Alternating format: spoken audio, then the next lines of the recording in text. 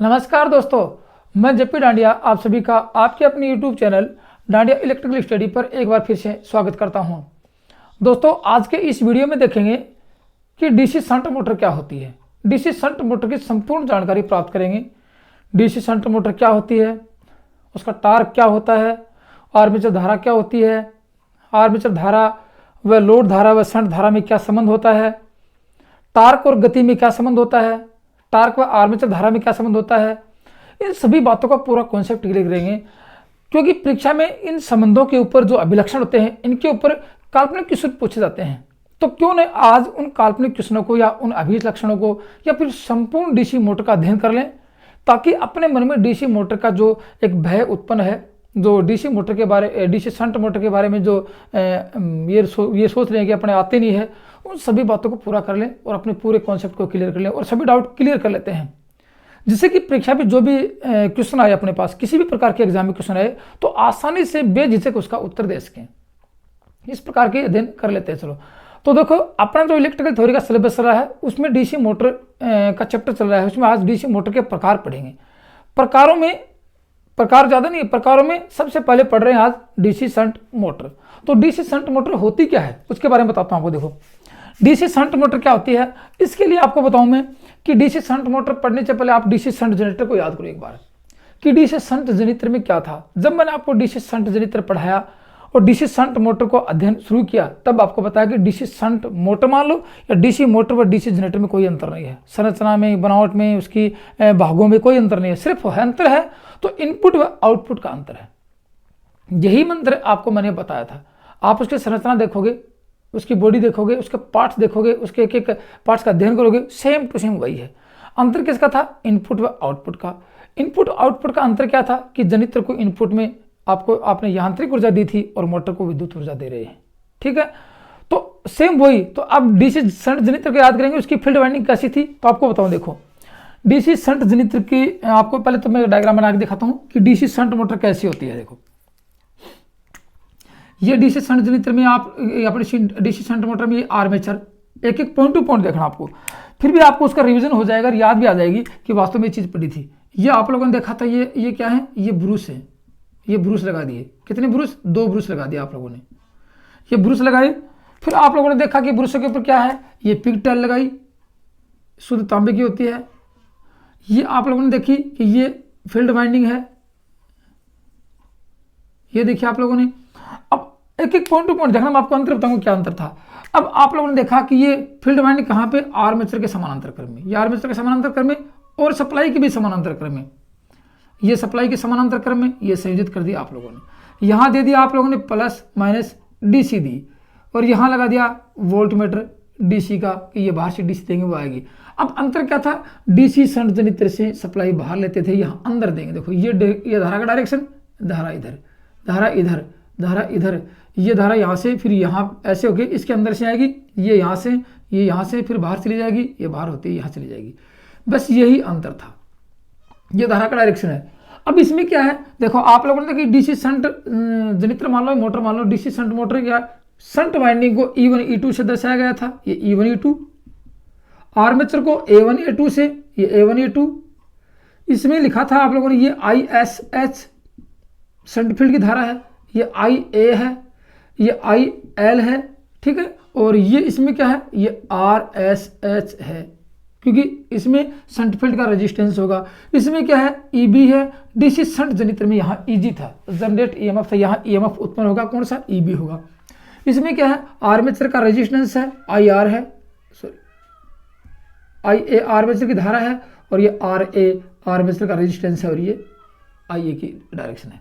बस यही था। आप लोगों को पॉइंट टू पॉइंट देखना आप लोगों को।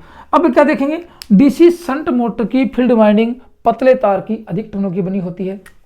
ये कैसी रहेगी? Field winding. फील्ड वाइंडिंग कैसी है? एक एक पॉइंट टू पॉइंट लिख लेना और आपको याद भी हो जाएगा। पतले तार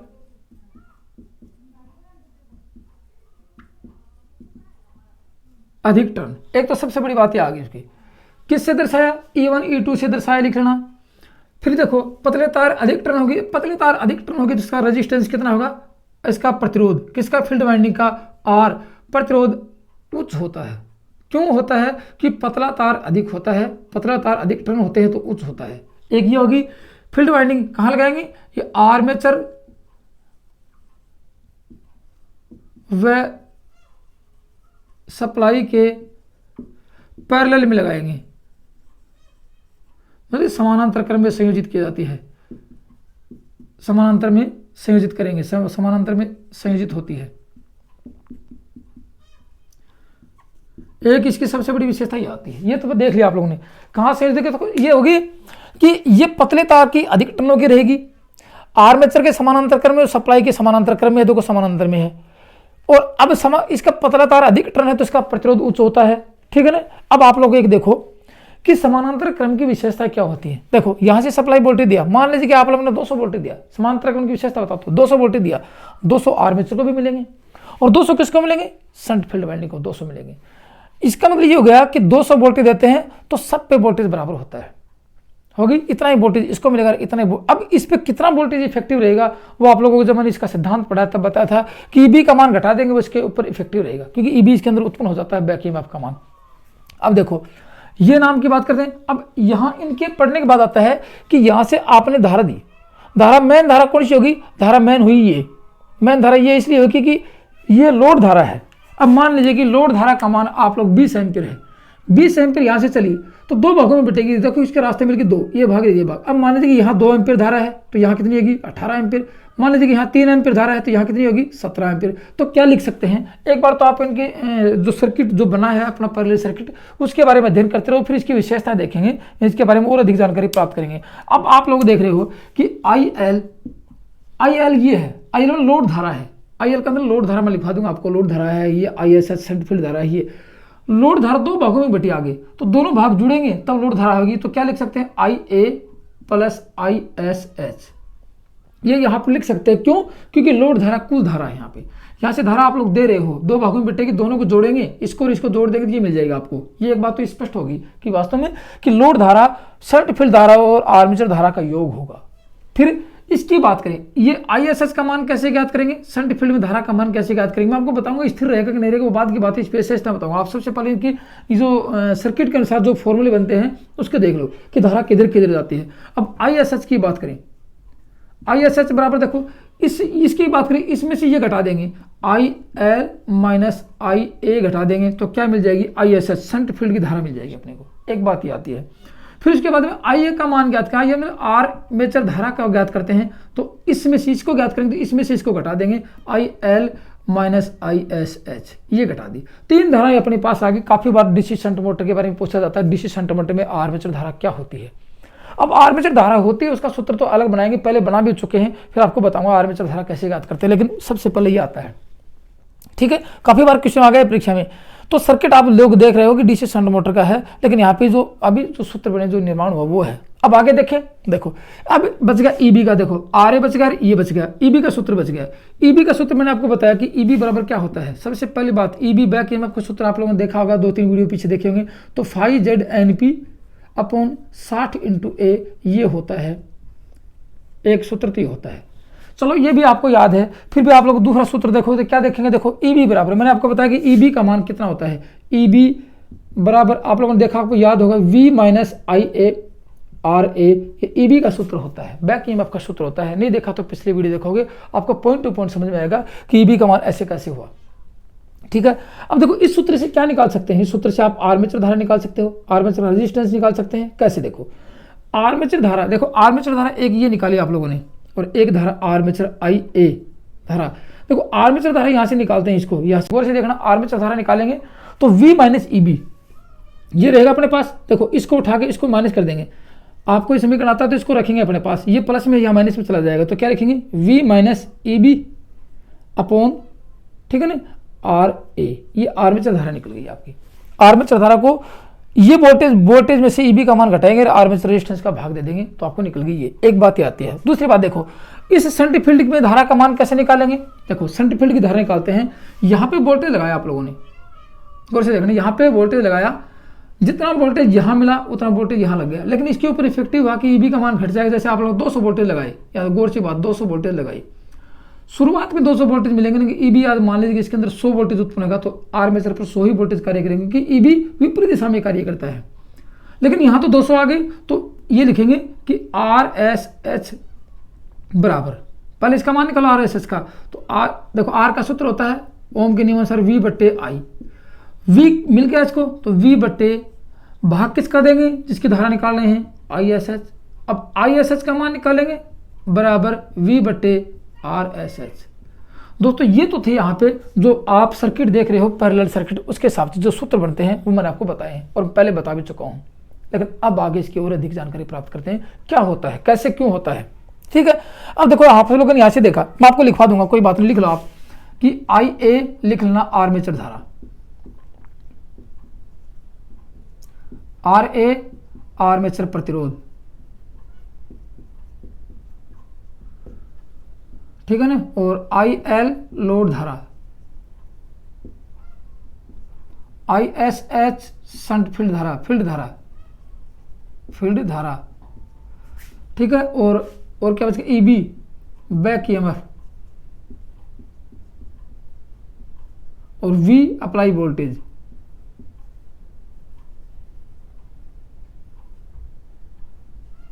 अप्लाई वोल्टेज आता है। ठीक है, और ये E1 E2 ये शंट फील्ड के जो सिरे उनको दर्शाया गया है। गौर से देखना, अब आगे देखते हैं कि फील्ड वाइंडिंग आर्मेचर व सप्लाई के समानांतर में संयोजित है जिसके कारण उसके ऊपर वोल्टेज का मान लगभग स्थिर रहता है। मान लीजिए कि वोल्टेज लगभग स्थिर रहेगा, यहाँ वोल्टेज का मान कम ज़्यादा रहेगा ईबी के कारण, लेकिन यहाँ वोल्टेज लगभग स्थिर रहेगा। आप एक पॉइंट टू पॉइंट समझ रहे हैं मेरी बात। Shunt field winding supply voltage के सप्लाई के समानांतर क्रम में है और आर्मेचर के समानांतर क्रम में है। समानांतर क्रम होने के कारण वोल्टेज का मान लगभग स्थिर होता है और इसका रेजिस्टेंस पहले से स्थिर है क्योंकि जितने वाइंडिंग का रेजिस्टेंस माना कि 500 ओम होगा तो 500 ओम ही रहेगा, जब तक वाइंडिंग को नहीं बदलेंगे तब तक 500 ओम ही रहेगा। तो क्या होता है वहाँ पे, इसका मतलब ये होता है कि इसमें लिख लेना कि शंट फील्ड में वोल्टेज का मान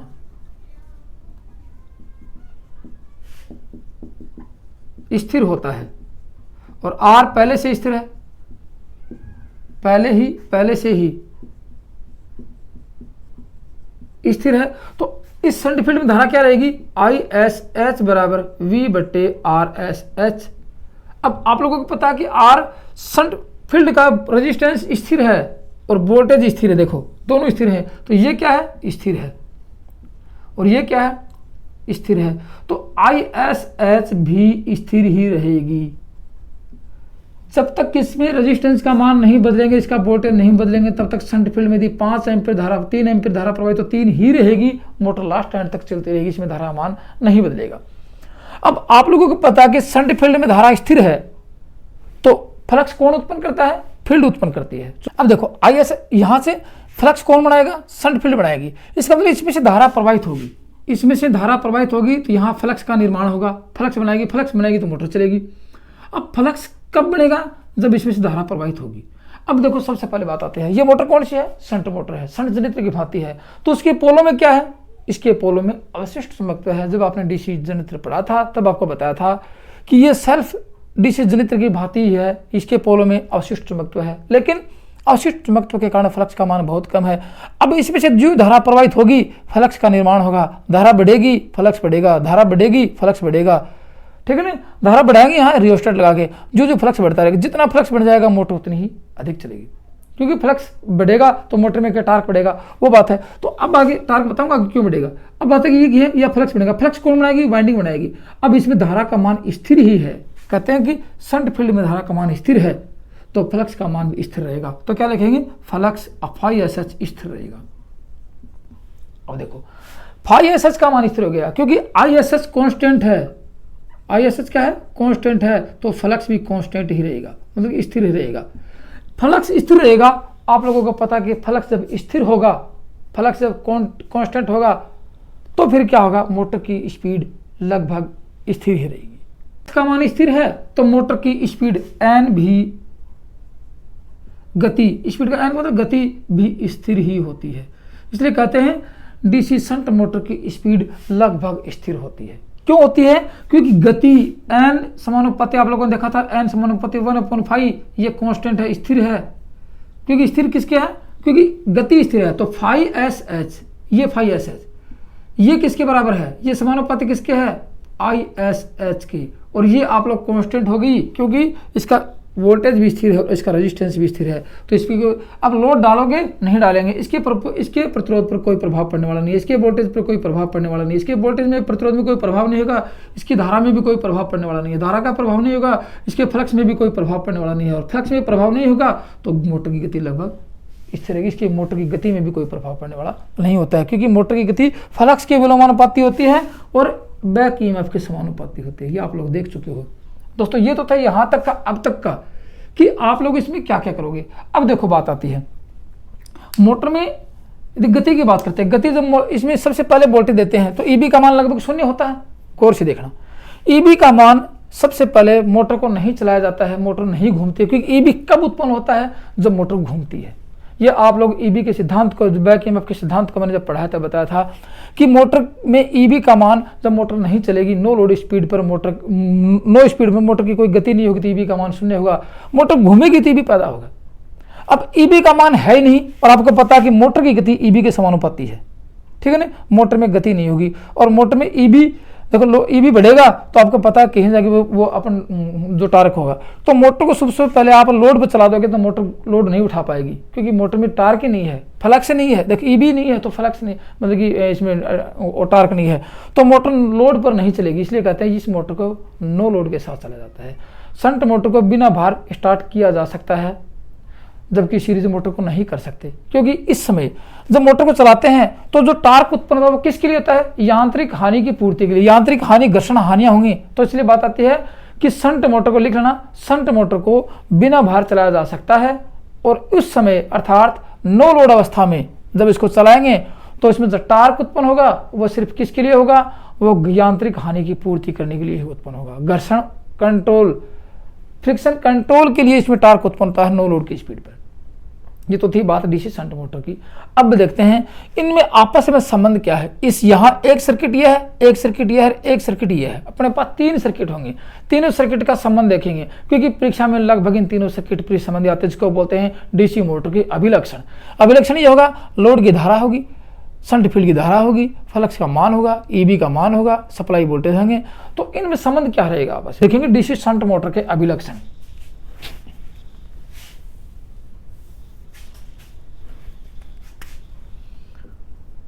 डीसी शंट मोटर के अभिलक्षण मतलब विशेषताएं।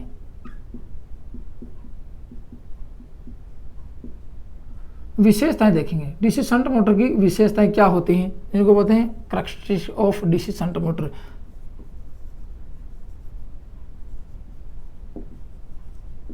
Characteristic of DC shunt motor. विशेषता किस किस के मध्य देखेंगे कि पॉइंट टू पॉइंट देखना आप लोग, आपको इतनी आसानी से समझ में आएंगे जब आपके सामने सर्किटों का फॉर्मूला बना चुके हो, आप लोग समझ में आ चुके हैं, तो अभिलक्षण इतने मस्ती से समझ में आएंगे कि सर बहुत ही आसान होगा। सबसे पहला अभिलक्षण देखेंगे गति और भार में क्या संबंध होता है। गति, स्पीड, स्पीड लोड अभिलक्षण, स्पीड लोड कैरेक्टरिस्टिक,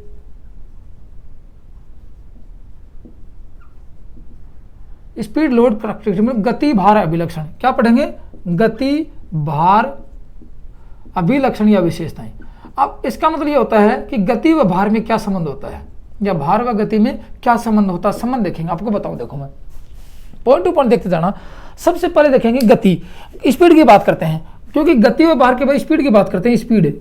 स्पीड की बात करें, स्पीड में आप लोगों ने गति इसको एन से दर्शाते हैं। अब एन किसके समानुपाती है, एक पॉइंट टू पॉइंट देखना। एन किसके, एन को कौन से तथ्य प्रभावित करते हैं। एक तो आपको पहले लिखा है कि एन समानुपाती 1/5। ईबी का मान, फ्लक्स का मान घटेगा तो गति बढ़ेगी, फ्लक्स का मान बढ़ेगा तो गति घटेगी। आप लोग डीसी मोटर की गति के वीडियो में देख चुके हो। फिर दूसरा आता है एन समानुपाती ईबी। बैक ईएमएफ का मान बढ़ेगा तो गति बढ़ेगी, बैक ईएमएफ का मान घटेगा तो गति घटेगी। एक ही बात आ गई, 2 बातें आ गई। अब लोड की बात करें, देखो ये तो थी गति की बात, अब लोड की बात करें। लोड मतलब कि भार की बात करते हैं, लोड की बात करें। अब लोड में आप लोगों को पता है लोड ये है, देखो आई एल का मान ये है। अब आई एल का मान कब बढ़ेगा, आप लोगों को पता लोड बढ़ेगा तो IL का मान बढ़ेगा और लोड घटेगा तो लोड की धारा घटेगी। अब इसका मतलब कि लोड समानुपाती किसके, IL, या फिर उल्टा देखो कि IL का मान किसके ऊपर डिपेंड करता है, उस IL लोड धारा का मान। तो IL किसके समानुपाती, लोड के समानुपाती। लोड बढ़ेगा तो IL का मान बढ़ेगा। दो बातें आप लोग समझ चुके हो। पॉइंट बना कि परीक्षा में प्रश्न कहां से उठा है और कहां से उठने की संभावना होती है, एक एक पॉइंट टू पॉइंट देखना आप लोग, ठीक है। मैं यहां अभिलक्षण की बात करूं, आपको वक्र खींच के दिखाऊंगा। ये वक्र खींच लेते हैं, आप देखो किन किन के मध्य खींचेंगे, गति भार, गति व भार। यहां लिखेंगे भार, यहां लिखेंगे गति। गति का मतलब स्पीड n से दर्शाती है, n, और यहां लोड IL, ये बात, क्योंकि यह स्पीड आ गई आप लोगों की और ये गति आ गई। अब देखो भार बढ़ाएंगे, सबसे पहले आपने मोटर चलाई, माना कि नो लोड पर मोटर चलाई, नो लोड पर मोटर, क्योंकि नो लोड पे चलेगी मोटर चलेगी। अब मोटर चली, आप लोगों को पता है कि ये होगी रेटेड गति। नो लोड पे मोटर की गति मानेगी ये आ गई, ये आ गई ए पॉइंट पे मोटर की गति, ये आ गई। यहाँ पे ये मोटर की गति होगी, कितनी चल रही है वो मोटर के ऊपर डिपेंड करता है कि नो लोड पे मोटर की गति 2000 RPM, 3000 RPM, 4000 RPM जो भी चल रही है, गौर से देखना।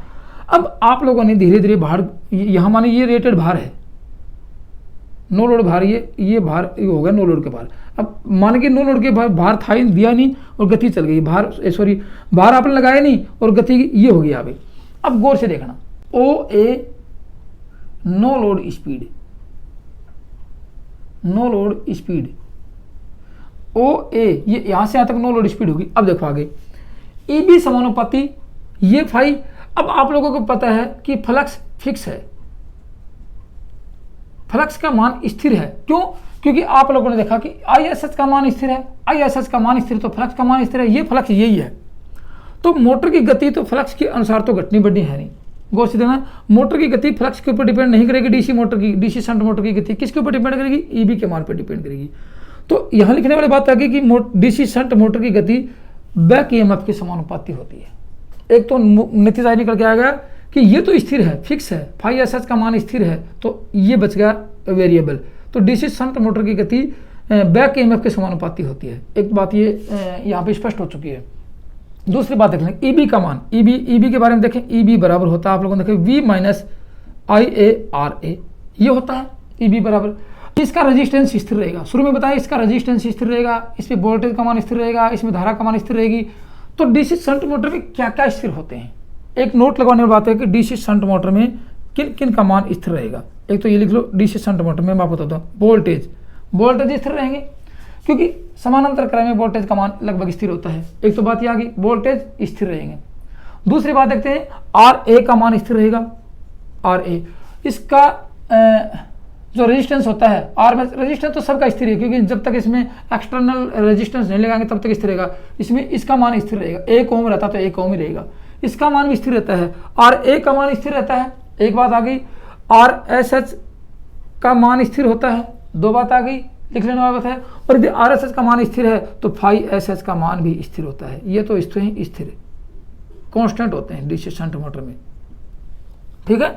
बाकी आप कहोगे संरचना में पोल स्थिर रहते हैं, आर्मेचर वाइंडिंग में जो समानांतर पथ होते हैं वो स्थिर होते हैं। अपना उसकी बात नहीं, क्योंकि वो संरचना की बात है, अपना अंदर चलने के बाद जो बात होती है उसकी बातें कर रहे हैं, ठीक है ना।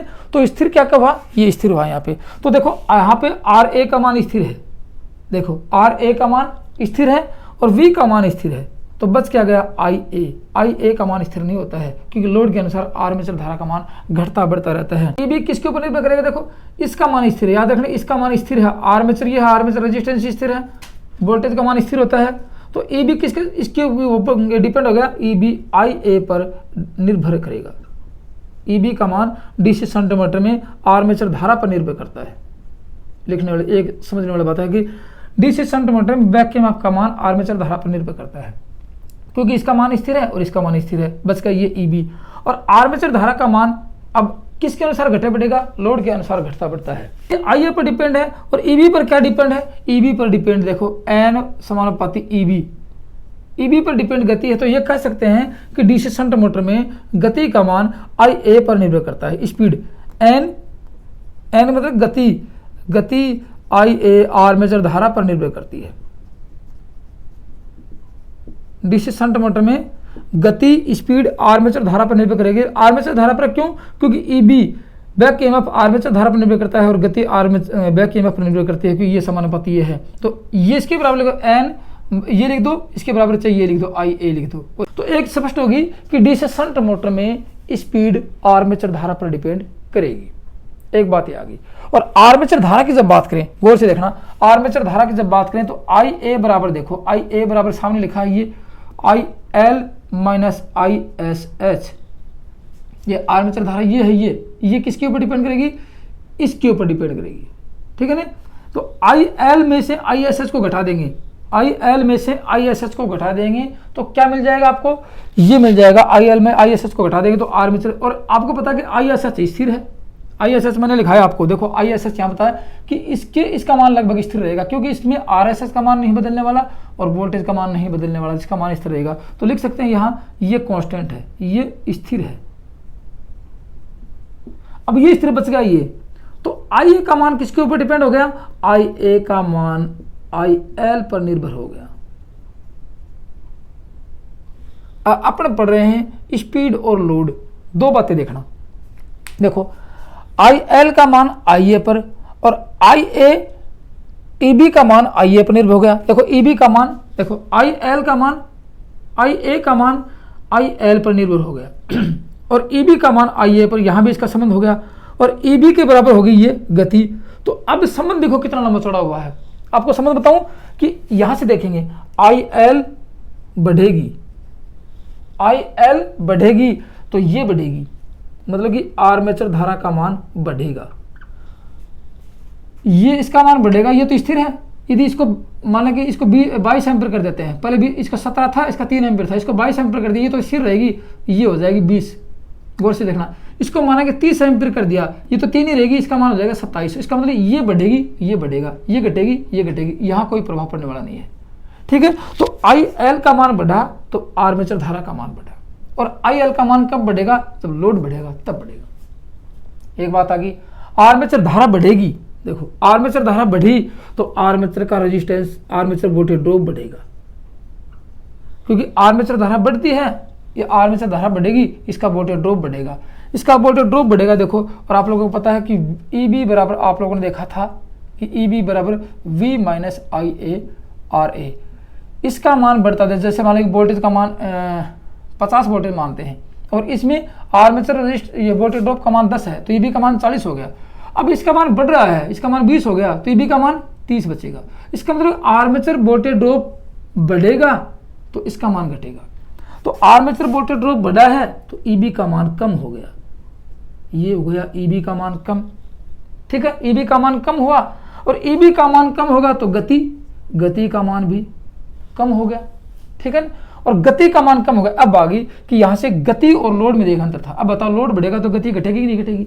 अब कितनी घटेगी? देखो यहां से ये गति कौन सी थी? नो लोड स्पीड थी, यहां से ओ ए का मान, लेकिन यहां धीरे धीरे आपने लोड बढ़ाना शुरू किया तो गति का मान घट गया, और गति का मान घट के कहां पे आ गया?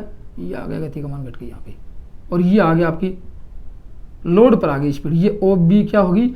ये ओ बी का मान लोड स्पीड होगी, रेटेड स्पीड होगी,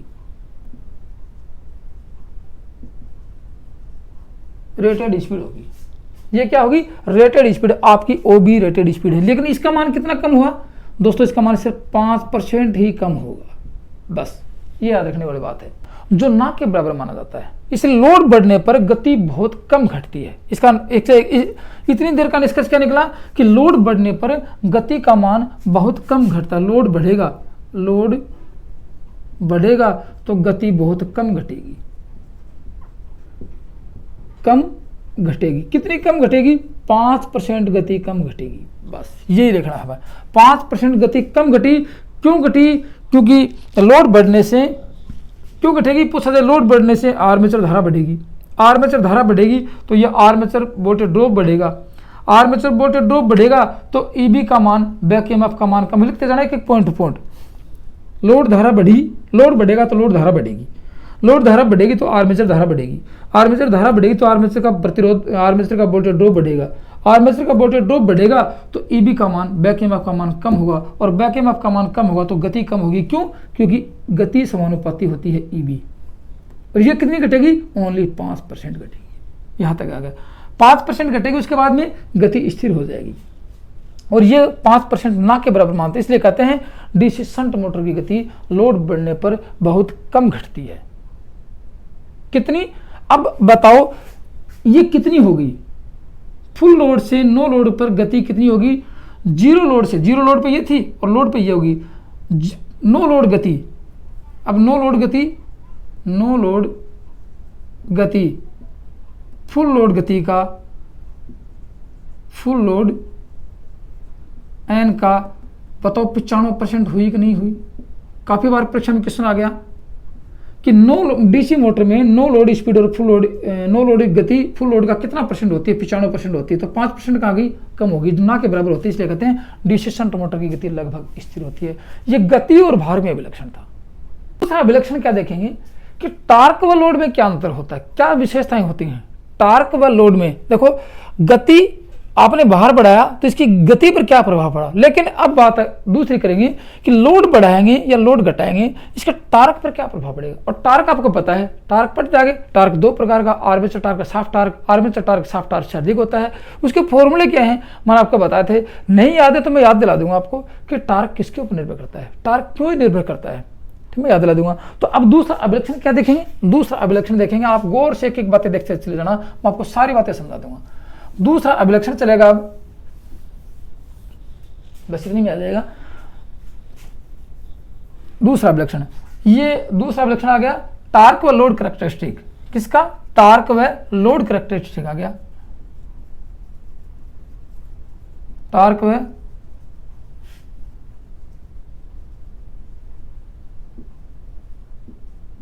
ये आ गया, मतलब कि टार्क, टार्क को क्या कहते हैं, घुमावल या बला घूर्ण व भार में, भार विशेषताएं।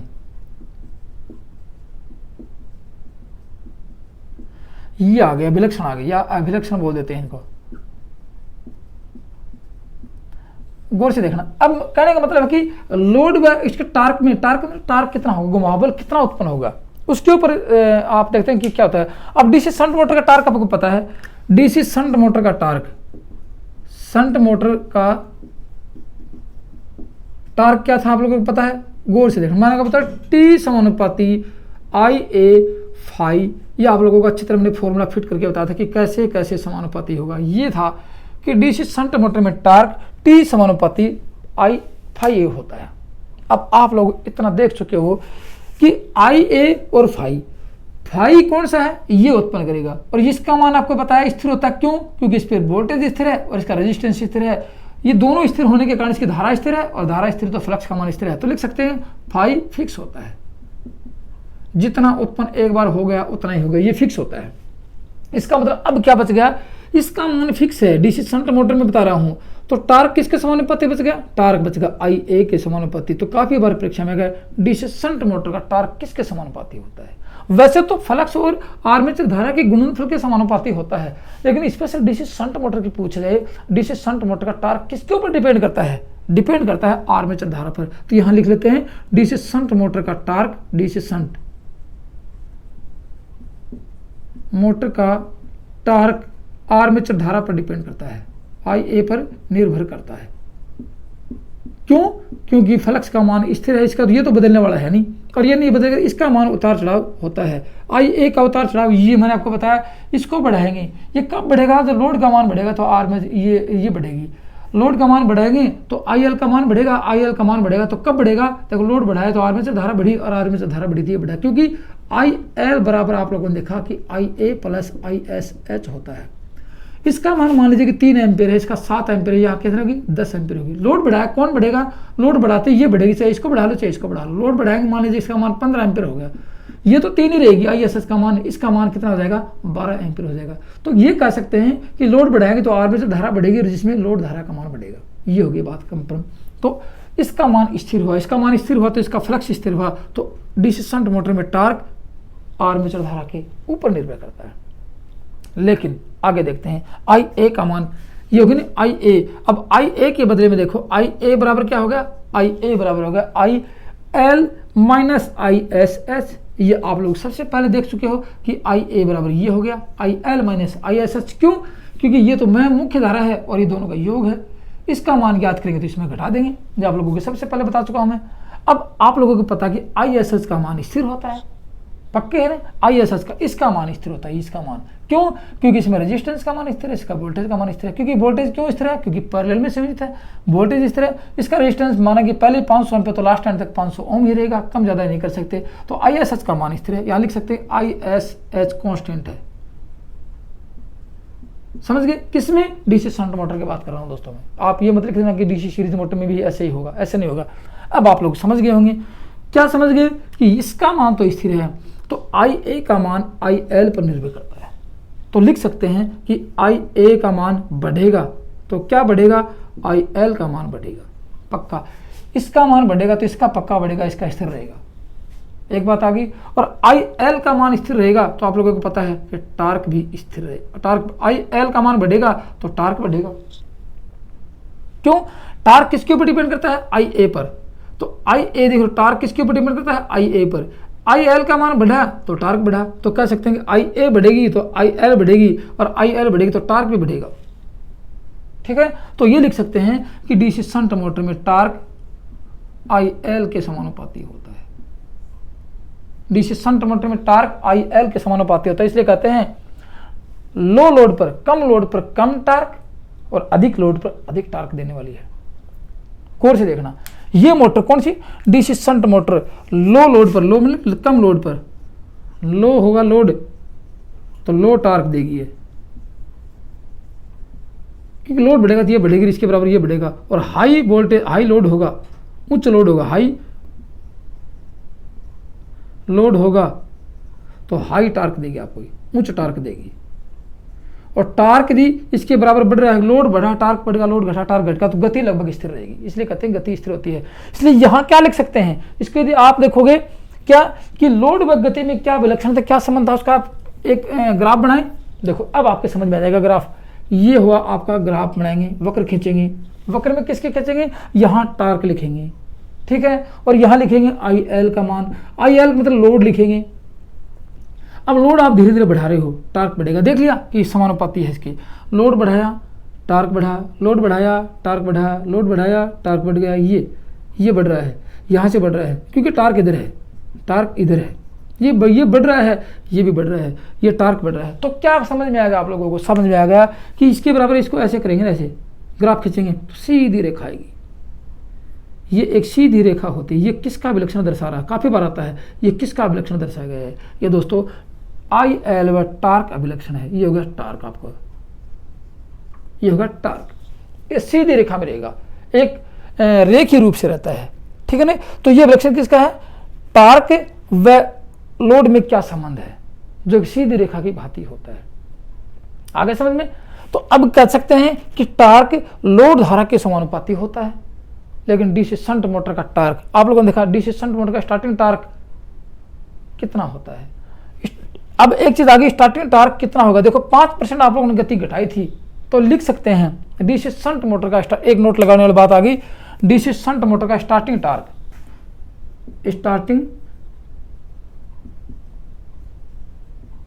क्योंकि टार्क लोड बढ़ेगा तो टार्क बढ़ेगा, लोड घटेगा, शुरू में लोड है ही नहीं, ठीक है ना, तो लोड नहीं है। देखो डीसी शंट मोटर का starting torque, running torque, running torque से अधिक होता है। कितना? ओनली 5% अधिक होता है। बस गति होगी वहां पे ओनली 5%। ये देख सकते डीसी शंट मोटर का, लिख लो, डीसी शंट मोटर का स्टार्टिंग टार्क रनिंग टार्क का 1.5 गुना होता है। सॉरी 1.5% तो गति थी, 1.5 गुना होता है। लेकिन डीसी मतलब कि स्टार्टिंग टार्क अपने रनिंग टार्क का 1.5 गुना अधिक होता है, लेकिन सीरीज मोटर से कम होता है, क्योंकि सीरीज मोटर का भी इतना ही रहेगा, 2 गुना चला जाएगा, 4 गुना चला जाएगा, लेकिन उससे कम होता है, ठीक है ना। तो TST अधिक होगा, TR से ये रनिंग टार्क होगा कितना? 1.5 गुना। ये होगी बात इसकी। दोस्तों वीडियो पसंद आए तो लाइक करना, अपने दोस्तों में शेयर करना। जो दोस्त पहली बार वीडियो को देख रहे हैं वो इसी प्रकार अच्छी तरह से पॉइंट टू पॉइंट नियमित पैटर्न के आधार पर इलेक्ट्रिशियन थ्योरी का अध्ययन करने के लिए डांडिया इलेक्ट्रिकल स्टडी चैनल को सब्सक्राइब जरूर कर लें। ताकि जब भी कोई नई वीडियो अपलोड करे तो आपको सबसे पहले नोटिफिकेशन मिले और आप अच्छी तरह से अध्ययन कर सको बिना किसी बाधा के, और आप अध्ययन कर सको। चलो एक एप्लीकेशन और बताता, देखो इसका आप लोगों ने इसका देखो, सबसे पहले देखा आप लोगों ने इसका और गति का देखा, लोड का व गति का देखा, देख लिया, लोड गति का देखा, लोड के साथ टार्क का देखा, लेकिन अब क्या टार्क और गति का नहीं देख सकते? तो अब अगला देखते हैं विलक्षण, क्या विशेषता देखेंगे कि टार्क व गति में क्या संबंध होता है। बस यही 3 टार्क आते हैं, 3 विलक्षण आते हैं जो कि आपको परीक्षा में बहुत इंपॉर्टेंट होते हैं। मानसिक क्वेश्चन यहाँ से उठते हैं, मैंने सब एक एक पॉइंट आपको बताया है। फिर भी आपको यदि समझ में नहीं आया तो मेरे को कमेंट्स बॉक्स में जरूर आकर बताना कि सर यहाँ पे आप लोगों ने ये नहीं बताया, हमें समझ में नहीं आता। और एग्जाम की दृष्टि से देखिए मैंने ऐसा कोई पॉइंट नहीं छोड़ा कि आपको समझ में नहीं आया हो और परीक्षा में आ जाए आपको मैंने पढ़ाया नहीं हो, चाहे किसी भी प्रकार के पेपर को उठा के देख लेना, मैंने सब बातें आपको बताई। यहाँ पे आप कितना इसमें नोट्स बनाते हो और कितना इसमें अध्ययन करते हो, कितनी याद करते हो, वो आपके ऊपर डिपेंड करता है, लेकिन मैंने ऐसा कोई पॉइंट नहीं छोड़ा कि आपको गहराई से नहीं पढ़ाया हो। चलिए मैं आपको तीसरा टेक एप्लीकेशन और दिखाता हूँ। तीसरा एप्लीकेशन क्या देखेंगे, देखो तीसरा एप्लीकेशन कहते हैं कि टार्क व गति में कैसे, यहाँ टार्क होगा और यही गति होगी, तो लिखेंगे टार्क, टार्क को हिंदी में घुमावबल कहते हैं जिसकी इकाई न्यूटन मीटर होती है। टार्क व गति में संबंध, गति स्पीड एप्लीकेशन,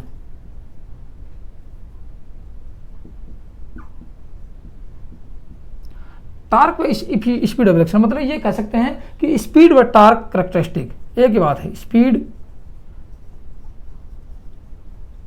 टार्क कैरेक्टरिस्टिक।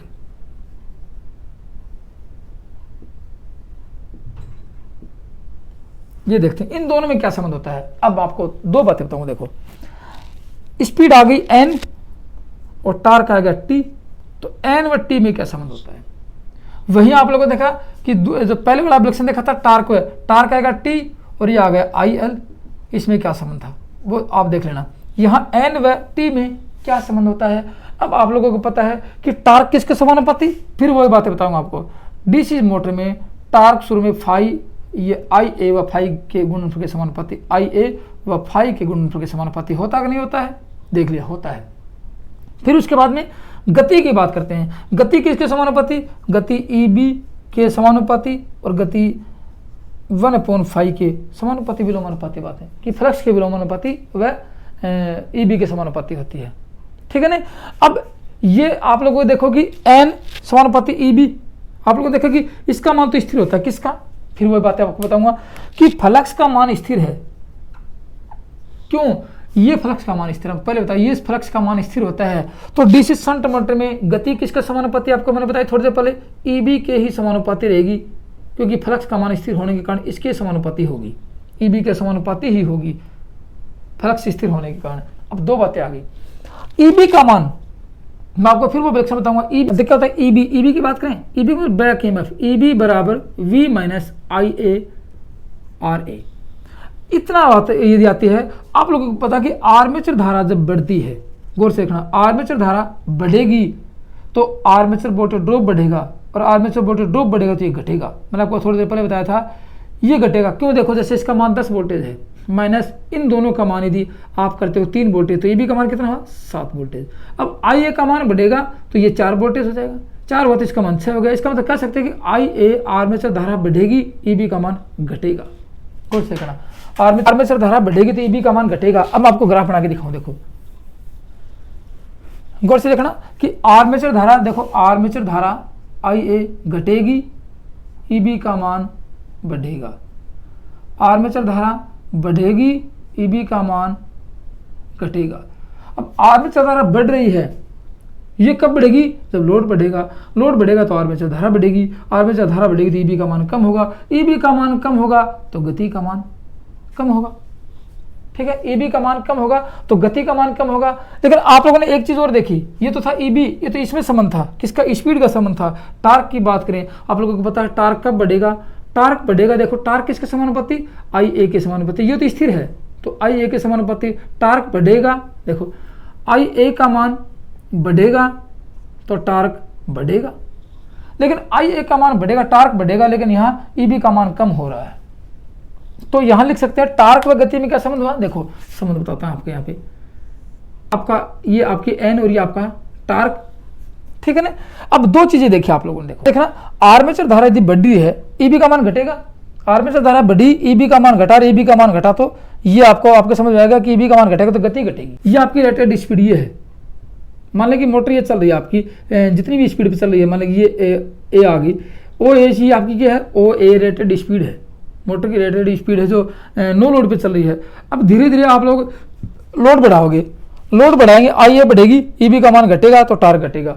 लेकिन कितना घटेगा, टार्क कितना, बिल्कुल थोड़ा सा यहाँ से आके लास्ट में आके 5%। टार्क जो बढ़ेगा, टार्क बढ़ेगा, मोटर की गति बहुत कम मात्रा में कम होगी।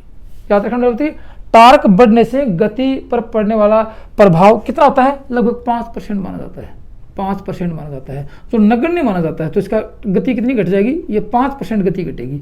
ये बी 5%, ओ ए ये नो लोड, ये रेटेड स्पीड, और ये टार्क बढ़ने के बाद ओ बी रेटेड स्पीड होगी।